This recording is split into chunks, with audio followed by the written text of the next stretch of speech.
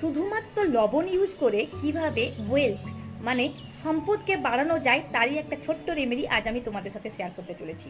এটা একটা ছোট্ট রেমেডি, কিন্তু করে দেখো তোমরা 100% তোমরা ভালো রেজাল্ট পাবে। তো এর জন্য তোমাদের যেটা করতে হবে, তোমরা নিয়ে নেবে একটা ছোট্ট কৌটো। কৌটোর মধ্যে তোমরা লবণ দিয়ে ভরে দেবে। তোমরা হোয়াইট সল্ট মানে যেটা বাড়িতে ইউজ করো সেটাও নিতে পারো, অথবা যদি তোমাদের কাছে পিঙ্ক সল্ট থাকে তোমরা পিঙ্ক সল্ট দিয়েও ভরে দিতে পারো।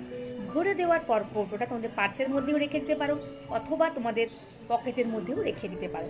এইভাবে তোমরা 43 দিন রাখবে। 43 দিন পর তোমরা কি করবে, ওই লবণটা জলপ্রবাহিত করে দিতে পারো বা গাছের তলায় দিয়ে দেবে। এটা তোমরা 43 দিন করে দেখো, তোমাদের বাড়িতে টাকা পয়সাও আসা শুরু হবে, আর কনফিডেন্স লেভেল হাই হবে। এবং তোমাদের যদি মনে করো নিগোসিয়েশন স্কিল পুয়ার হয়, সেটাও দেখবে ভালো হয়ে যাবে।